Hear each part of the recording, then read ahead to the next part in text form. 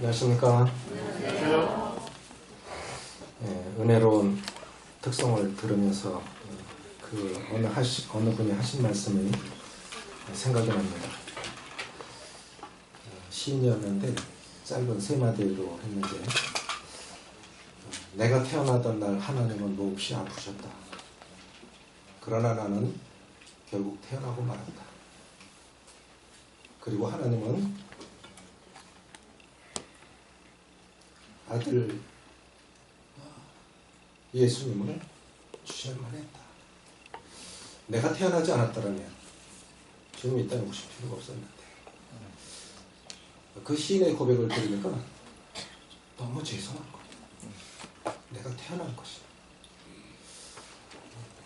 구원받고 나니까 하나님의 사랑이 절절히 와닿습니다.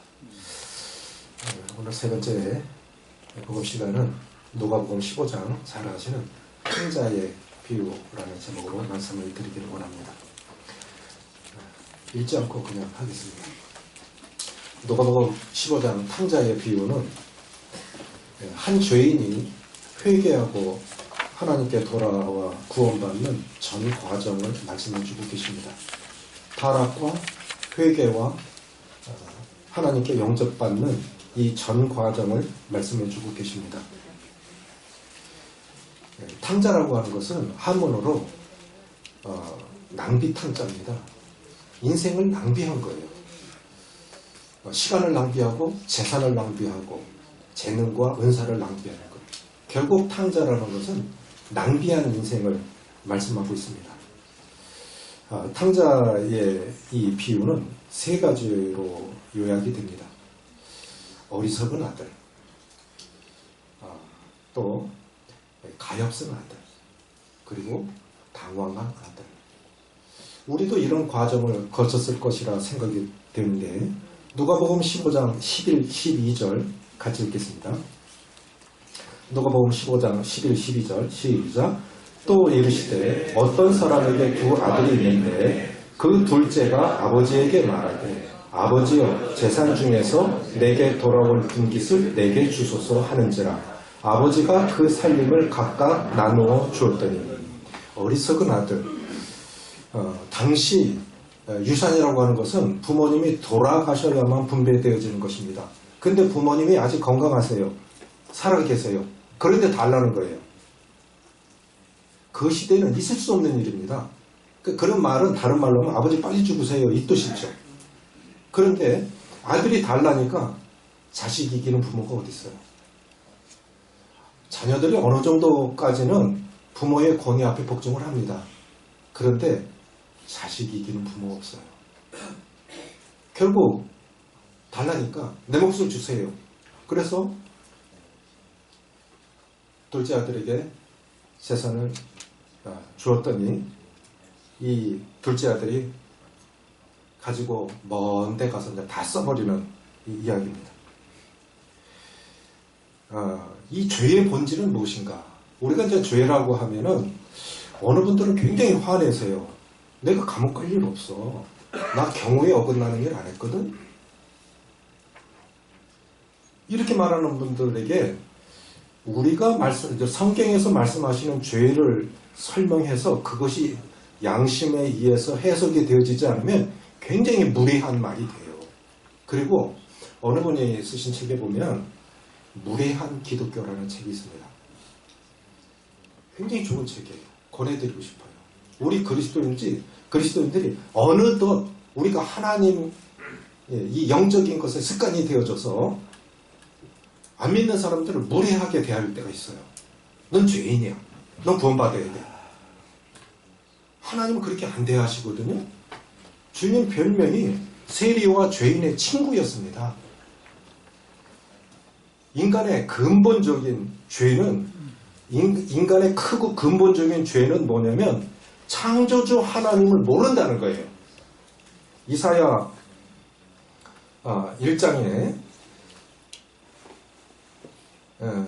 이사야 1장 3, 4절에 이렇게 말씀하셨습니다. 소는 그 임자를 알고 나귀도 주인의 구유를 알건만은 이스라엘은 알지 못하고 내 백성은 깨닫지 못하는도다. 저는 시골에서 자랐습니다. 소 키우며 자랐습니다. 그런데 그 큰 덩치가 굉장히 크죠.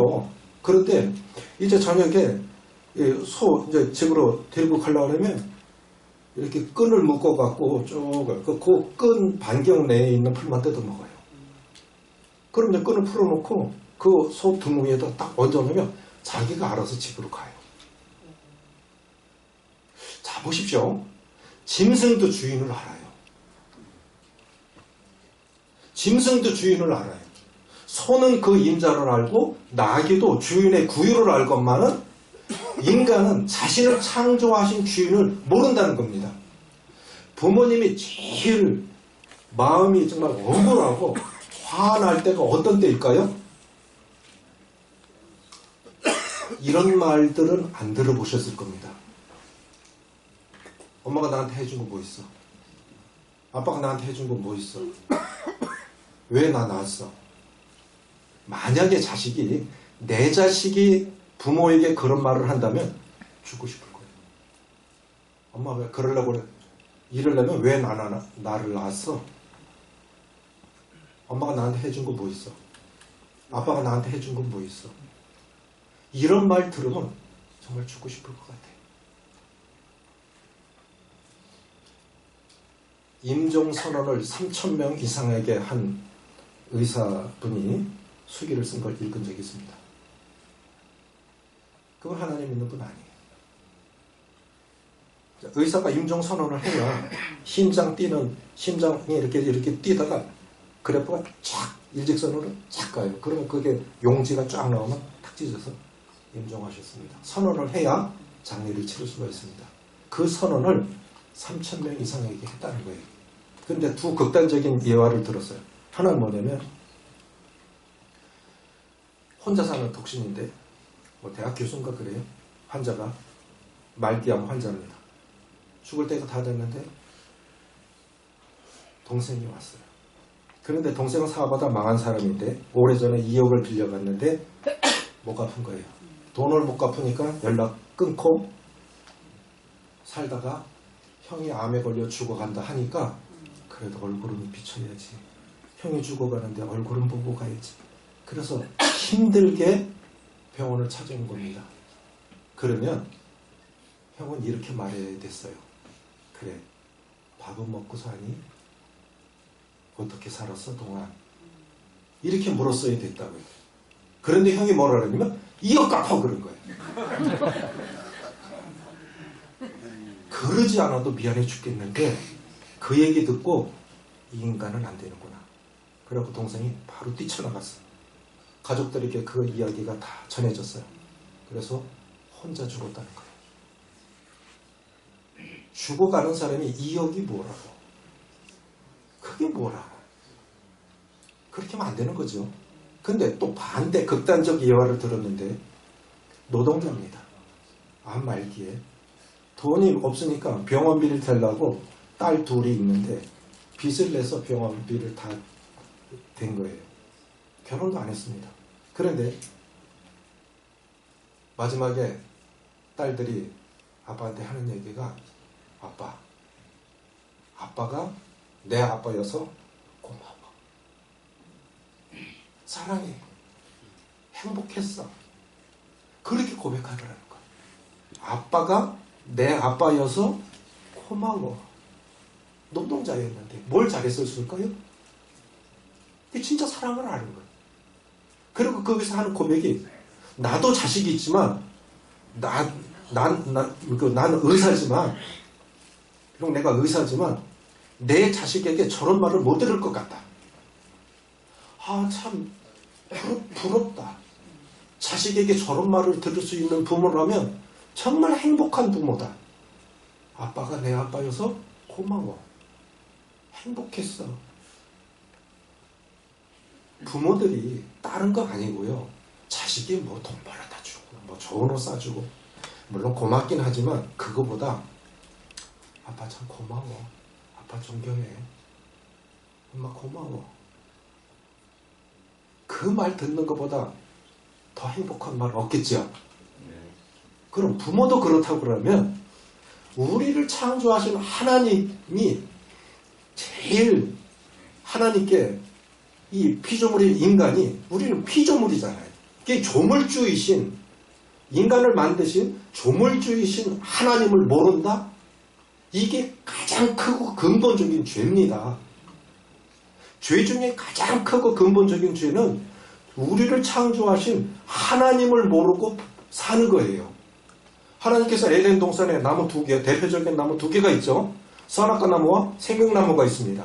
그런데 하나님께서 모든 거 다 먹어도 돼. 근데 요 열매만은 먹지 마. 선악과 열매 요것만은 먹지 마. 그럼 안 믿는 사람들도 이 얘기는 알아요. 병 주고 약 주는 거지. 그러면 선악과 안 만들었으면 될 거 아니야. 그럼 안 따먹었을 거 아니야. 그런 얘기 하잖아요. 그럼 우리도 답하기도 곤란해요. 설명해도 못 알아들어요. 우리도 100% 설명하는 자신도 100% 이해가 안 갈 때도 많죠. 진짜 왜 그러셨을까? 이 뜻입니다. 자, 어제도 문패 얘기했죠. 하나님께서 아담에게 사실 인간은 겸손해야 돼요. 인간은 며칠째 만들어졌습니까? 마지막 날이죠. 인간은 6째 날 만들어졌어요. 마지막 날. 인간은 겸손해. 첫째 날도 아니에요.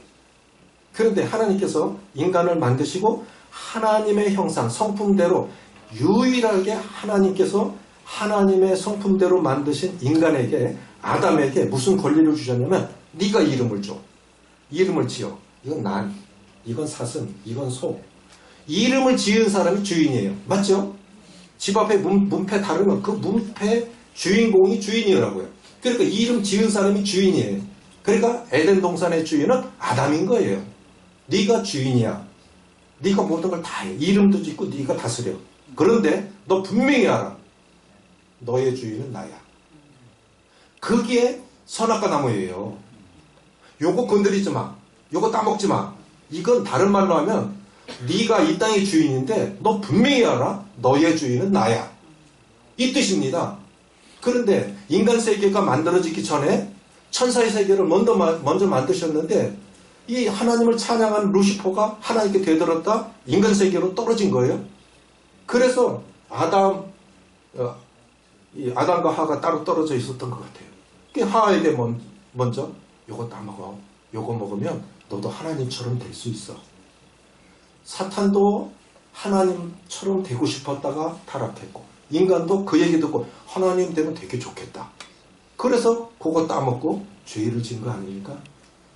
그 후부터 인간은 계속 죄를 짓고 살아갑니다. 하나님께서 예레미야 2장 13절에 이렇게 말씀하셨어요. 내 백성이 2가지 악을 행하였나니 곧 생수에 근원되는 나를 버린 것과 또 스스로 웅덩이를 판 것인데 그것은 물을 저축하지 못한 터진 웅덩이라. 안 채워지는 거예요. 어리석은 아들, 아버지를 떠난 거예요. 그러니까 인간이 하나님을 떠난 것, 그것이 죄의 시작이고 근본적인 죄로 남는 것입니다. 그래서 어떻게 되냐? 13절, 14절 같이 읽습니다. 시작. 그 며칠이 안 되어 둘째 아들이 재산을 다 모아가지고 먼 나라에 가 거기서 호랑방탕하여 그 재산을 낭비하더니 다 없앤 후 그 나라에 크게 흉년이 들어 그가 비로소 궁핍한지라. 먼 나라에 갔다고 하는 건 거리 개념이 아닙니다. 하나님과 나 자신의 상태를 의미하는 거예요. 다 없이 한 후에 돈 떨어지면 가족들도 친족들도 멀리합니다. 부담이 되는 거예요. 돈이 있었을 때 사람들 많이 있죠. 돈 떨어지니까 친구도 떨어지고 이제 혼자 남습니다. 사람은 참 비정해서 내게 유익이 없으면 가차없이 버립니다. 우리도 때때로 그런 것이 있어요. 하나님께서 말씀하시기를 심령이 가난한 자는 복이 있나니 마음이 부하면 하나님 안 찾습니다. 선교지에 가보면 정말 순수해요. 인터넷도 없고 신문도 없고 그러다 보니 참 이렇게 해지면 우리도 옛날에 전기 들어오기 전에 해지면 자는 시간이잖아요. 누군가 그랬어요. 에디슨이 전기 발명해놓고 인류가 이상해졌다. 안 자요. 밤은 자라고 주신 건데 안 자요. 도시는 더해요. 안 자요. 거꾸로 가는 거죠. 다 없어지니까 비로소 아버지 생각이 났습니다. 우리도 때때로 재물이 날아가고 건강이 무너지고 인간관계가 꼬이고 그러면 마음이 낮아져요. 그럴 때 하나님 찾을 수 있습니다.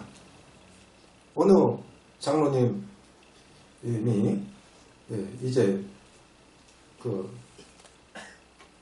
제부가 매제죠. 동생의 남편이니까, 여동생의 남편이니까 복음을 몇 년간 듣는데도 구원을 못 받아요. 근데 자기가 전해봐도 안 믿어. 그러니까 뭐라 그러냐, 너는 사업 망하고 안 걸려야 믿을 놈이다. 그 말이 얼마나 무서운 말이에요? 우리 그런 말을 하지 마세요. 아무리 미워도. 근데 그분이 저에게 간증한 거예요. 소묘의 처남이 나한테 그랬다고. 근데 그래서 구원받았대요. 그래서 구원받았. 그분이 간증을 해서 아는 거예요. 너는 사업이 망하고 너는 안 걸리지 않으면 너는 하나님 안 믿을 놈이야. 너는 너무 교만해. 너무 교만해서 하나님 안 찾을 놈이야. 그러니까 너는 다 날아가야 돼. 이 탕자처럼 완전 쪽박 차야. 너는 하나님 찾을 놈이지 너는 하나님 믿을 놈이 아니야. 그래서 진짜 사업이 망했어요. 암이 걸렸어요. 진짜요. 그러고 나서 예수님을 믿은 거예요. 인간은 하여가 자기 것이 있으면, 뭔가 의지할 게 있으면 하나님 잘 찾지 않습니다. 그래서 때때로 어떤 면에서 그것이 하나님 믿는 계기가 된다면 그 자체로는 감사한 거예요. 때로는 건강이 무너져서 주님을 만날 수 있다면, 인간관계가 꼬이고 또 다른 여러 가지 어려움들이 일어나서 그것 때문에 하나님을 만날 수 있다면 그 자체로는 참 감사하다고 생각해 드십니다. 14절에 다 없앤 후 그 나라에 크게 흉년이 들었다고 그렇게 말씀하고 있습니다. 어떤 면에서 생명의 근원 되시고 만복의 근원 되시는 하나님을 만날 수 있다면 재산도 지식도 권세도 때때로 낮추시는 것도 감사하다는 그런 생각은 듭니다. 하나님 없는, 근데 그렇게 가져봐도 실제로 만족은 없어요. 파스칼이 이런 얘기를 했습니다. 파스칼이 팡세라는 책에서 인간의 마음에는 많은 방이 있다고 그래요. 지식을 채우고 싶고 권세도 갖고 싶고 이성도 만나고 싶고 여행도 하고 싶고 많은 방이 있는데, 인간 마음 중심에 큰 방이 있는데 이것은 하나님이 계셔야 하는 자리라는 거예요. 그러니까 하나님이 들어와서 자리하지 않으시면 그 어떤 것으로도 만족이 안 된다고 하는 것이죠. 지성에서 영성으로의 저자 이어령 문화부 장관을 제가 좋아해서 그분 책은 거의 다 읽어봤습니다. 이런 말을 하셨어요. 한국의 최고 지성인이라 불리던 그분이 뒤늦게 예수님을 믿게 되는데, 일본에 가서 이제 연구를 하고 있는데 미국에 있는 딸에게 전화를 온 겁니다. 아빠, 안 보여. 갑자기 안 보여. 실명이 된 거예요. 최고 의학이 가장 발달한 미국에서도 못 고쳐. 자식의 눈이 안 보인다는데 애비 마음이 어떻겠어요? 하나님은 없지만, 정말 자신은 하나님을 안 믿지만 정말 내 딸이 믿는 하나님이 계시다면 내 딸 눈뜨게 해주세요. 간절한 마음으로 그렇게 기도를 했는데 눈이 열린 거예요. 그게 딸이 목사가 됐어요. 눈이 열린 거예요. 그래서 이분이 예수님을 믿은 겁니다. 그분 대단한 분이에요. 우리 고속도로 갓길 있죠? 갓길. 그게 전쟁 나면 군인차들 다니라고 만든 길이거든요. 갓길.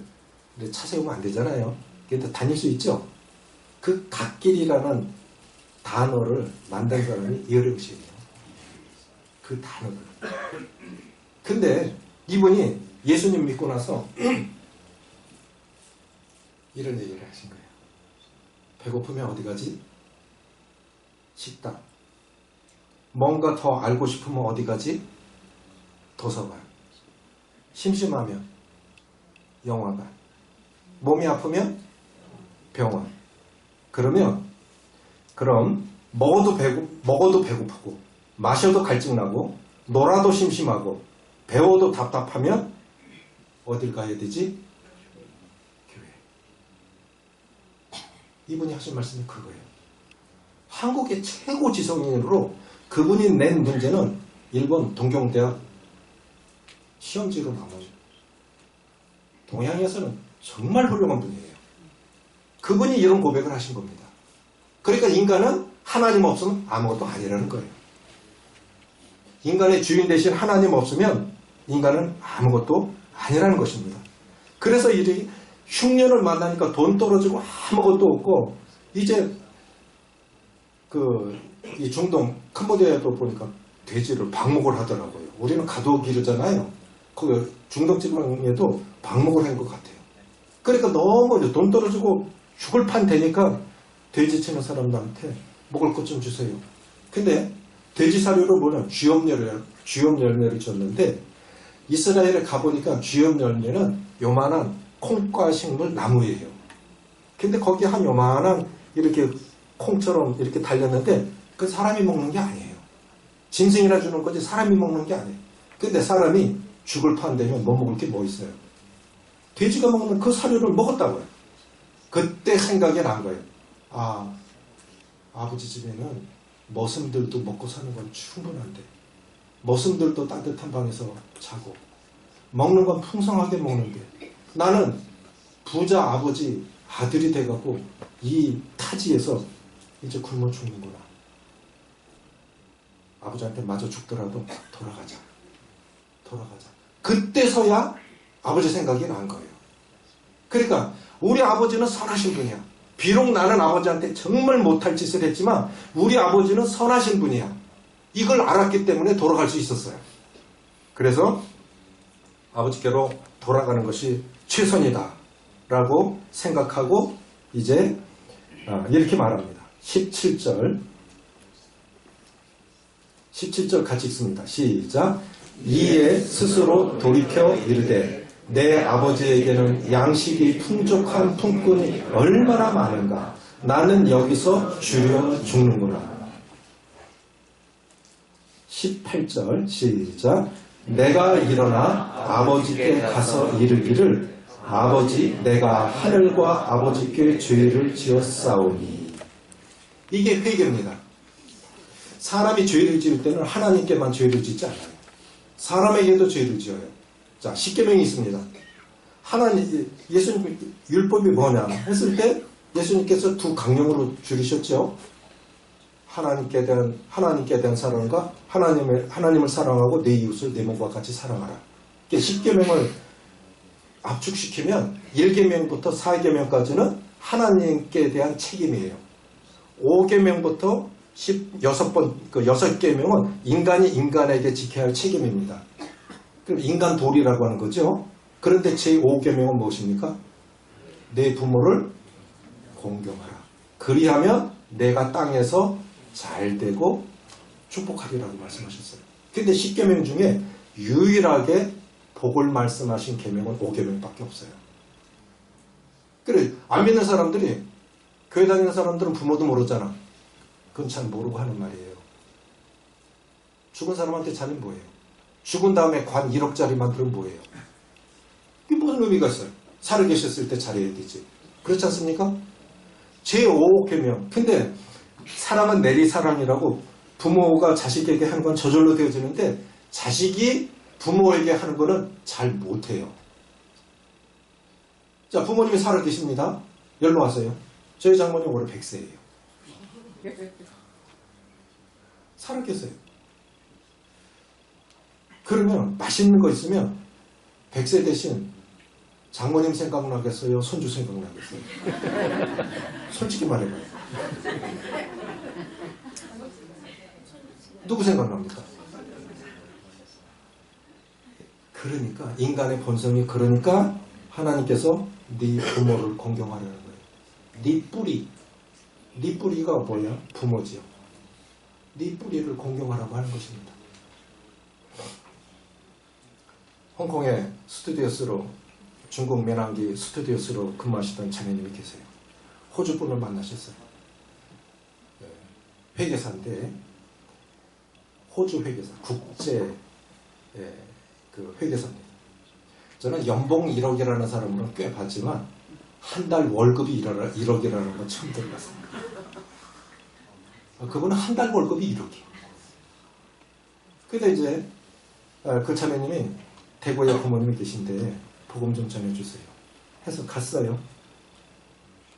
복음을 전했어요. 교회, 일반 교회 다니세요. 복음을 쭉 전하는데 자기는 죄인이 아니래. 죄인이 아니면은 의사가 왜 필요해요? 병원이 왜 필요해요? 아프지 않으면 병원이 왜 필요하죠?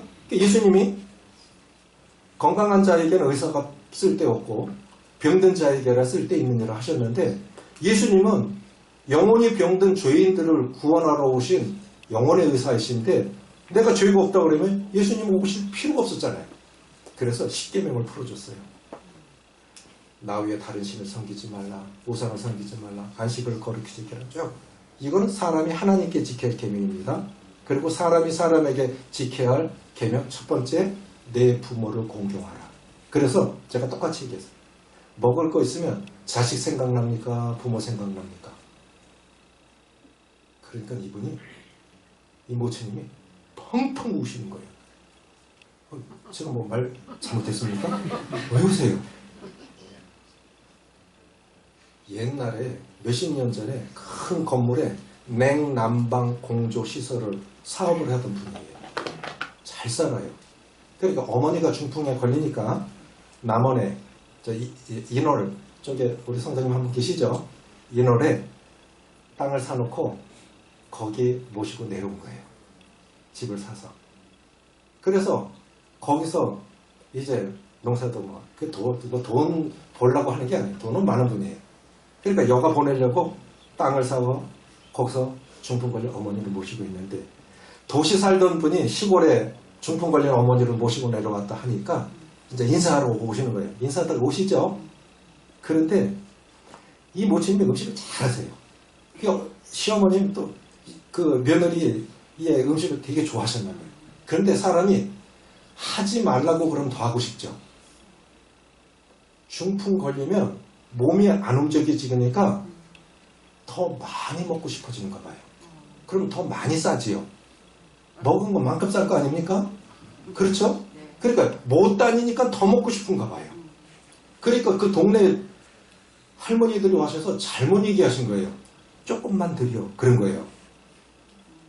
자기도 너무 힘드니까 조금만 드린 거예요. 그 중풍 걸린 시어머니가 그거 모르겠어요? 늘 맛있는 음식 잘 해갖고 이렇게 오더니 어느 날 양이 반으로 탁 줄었어. 그럼 뭔 생각할까요? 죽으라는 거구나. 모친은 금방 알죠? 그렇게 살다 가셨다는 거예요. 자기도 늙어 보니까 시어머니가 그때 마음이 어떻겠나. 내가 이렇게 악한 사람이다. 몰랐다. 그래서 펑펑 우신 거예요. 그래서 모친님, 그래서 예수님이 오신 겁니다. 우리가 그것뿐이겠습니까? 우리가 죄 지은 게 그것뿐이겠습니까? 다 절절히 우리 마음의 동기를 살피시는 하나님께서 내 양심을 엑스레이로 찍는다고 하면, MRI로 CT로 양심을 찍는 기계가 있다면 누가 찍겠습니까? 안 그렇습니까? 아무도 안 보여주고 싶은 이 죄들. 그래서 그날 그분이 예수님 영접하시고 코로나 때 주님 나라 가셨어요. 내외간에 다 예수님 영접하시고 가셨습니다. 이 탕자가 먼 나라에 가서 다 날려버리고 난 다음에야 내가 하늘과 아버지께 죄를 지었사오니. 그래서 우리는 죄를 지을 때 사람에게만 죄 짓는 게 아닙니다. 하나님께도 죄를 짓고 사람에게도 죄를 짓는 거예요. 그래서 내가 정말 죄인이구나. 이 죄의식을 가질 때 내가 아프다는 거를 인정하지 않으면 누가 병원 갑니까? 떠밀려서 병원 가는 사람 거의 없어요. 안 가지요. 근데 내가 아프다는 걸 나 정말 아파. 뭔가 잘못된 것 같아. 그럼 내 발로 찾아가지요. 구원도 똑같습니다. 나는 정말 죄인이야. 하나님 은혜 아니면 난 지옥 갈 사람이야. 이걸 인정할 때 주님을 찾는 것입니다. 그래서 16절에 17절 같이 읽습니다. 시작. 이에 스스로 돌이켜 이르되 내 아버지에게는 양식이 풍족한 품꾼이 얼마나 많은가. 나는 여기서 줄여주는구나. 자, 먼 나라에 아버지 빨리 죽으세요. 이 뜻인데 돈 달라 해서 나간 거 이게 타락한 거예요. 하나님을 버린 것, 하나님 떠난 것 이게 타락입니다. 그리고 스스로 돌이켜 아버지께로 돌아가자. 이것이 회개입니다. 스스로 돌이켜. 회개는 누가 대신해 주는 것도 아니에요.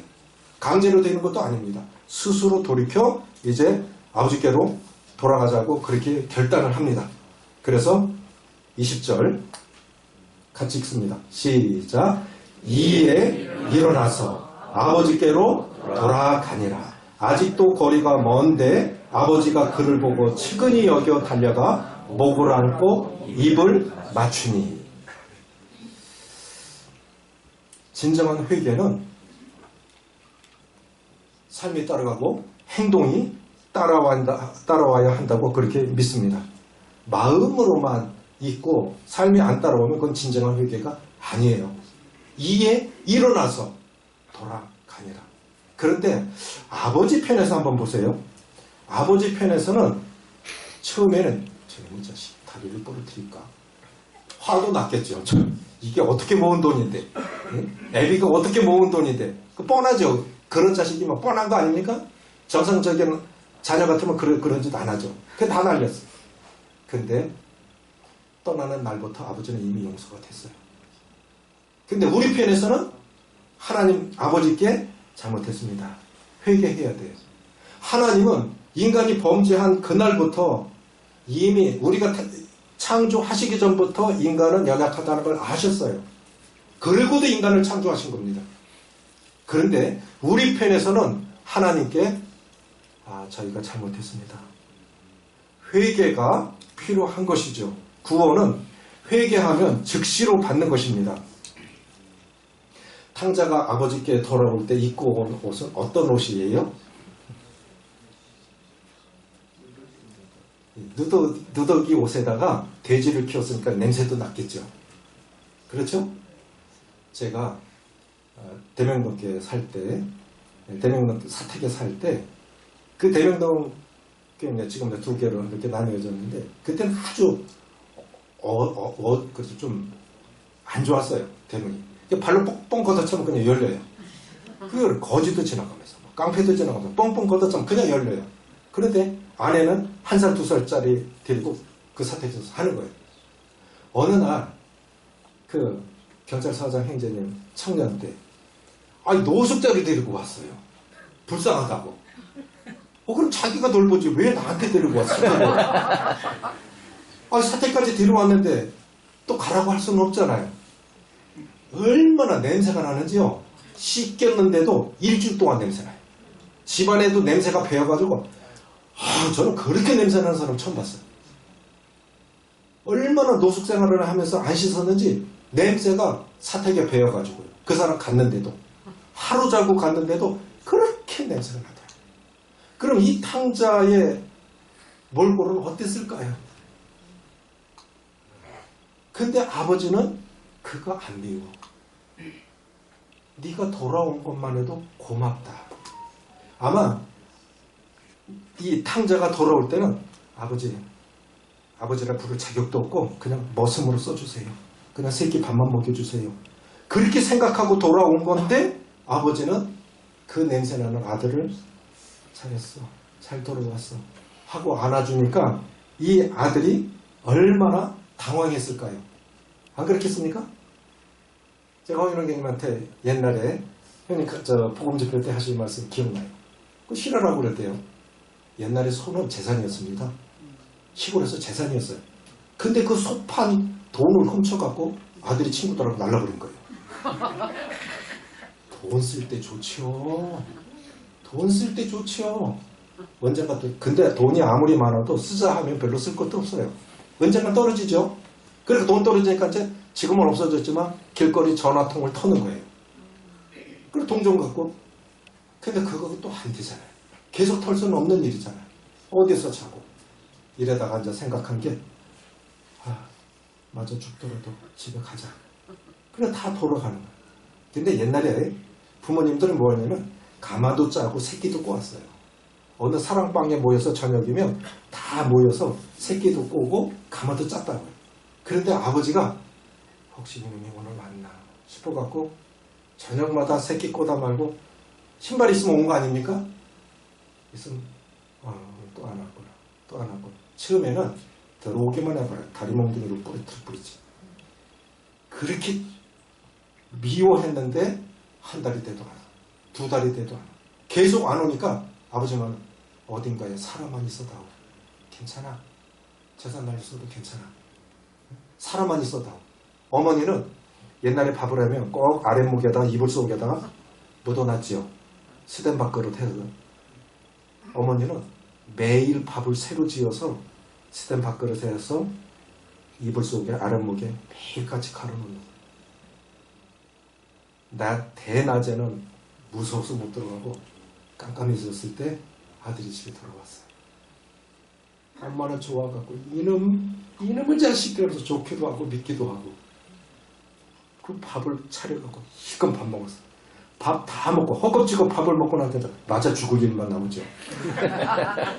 아니나 다를까 아이 마당에서 이 소리가 나네. 그래 맞아 죽더라도 그냥 아버지 집에서 살자. 근데 인기척을 낸 거예요. 아버지 왔다고.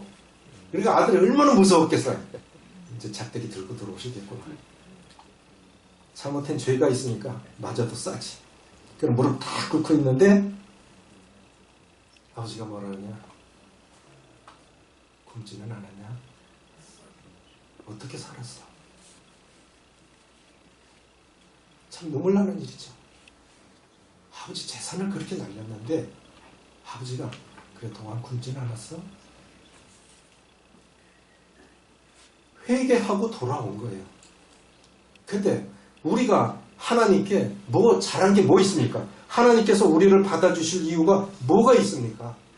오래전에 스코틀랜드 한 동네에서 강아지가 이렇게 주인 없는 강아지가 돌아다니는데 조그만 예쁜 강아지가 씻지도 못하고 먹지도 못해서 뼈가 드러나는 강아지가 시커멓게 그냥 더럽혀진 강아지가 돌아다니는데 저리가 발로 걷어차기도 하고 막 그랬던 강아지인데 보니까 목에 목줄이 있는 거예요. 강아지가 목줄이 있다는 건 주인이 있다는 뜻 아닙니까? 그래서 풀어서 보니까 뭐라고 적혀있냐면 내 이름은 밥습니다. 나는 이 나라 왕에게 속해 있습니다. 그럼 누구 개라는 거예요? 여왕이 기르는 개예요. 여왕이 기르는 개예요. 여왕이 기르는 개니까 영국엔 지금도 왕정제도가 있고 대단하잖아요. 그러고 경찰에 신고가 돼서 왕궁까지 간 거예요. 소식이. 그래서 이 개가 왕궁으로 다시 돌아간 겁니다. 자, 주인이 누구냐가 중요한 거죠. 그렇죠?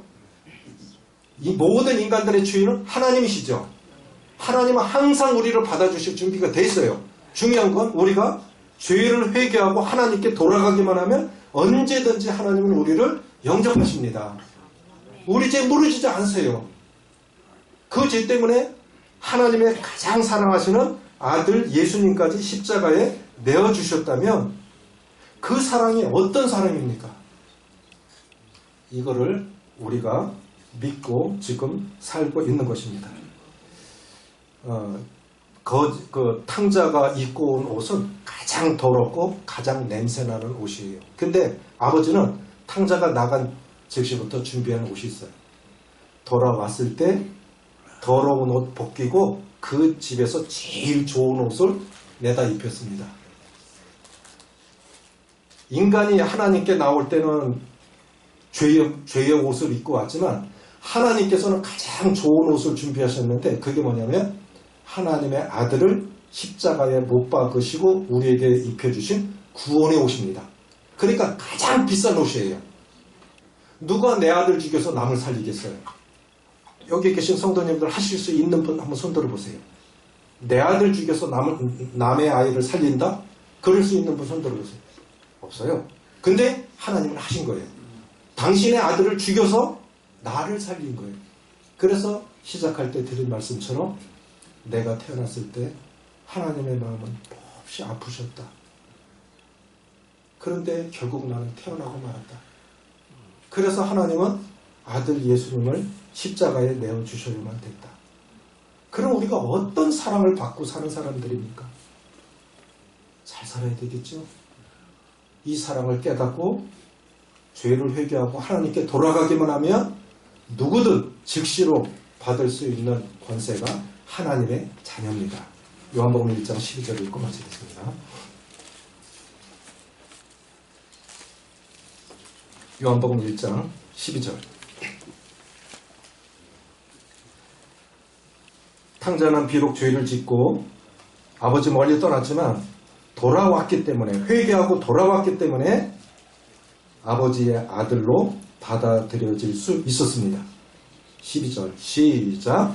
영접하는 자 곧 그 이름을 믿는 자들에게는 하나님의 자녀가 되는 권세를 주셨으니. 영접한 것밖에 없어요. 이 개가, 여왕이 기르는 개가 뭐 대단한 일을 해서 왕궁에 다시 돌아온 게 아니죠.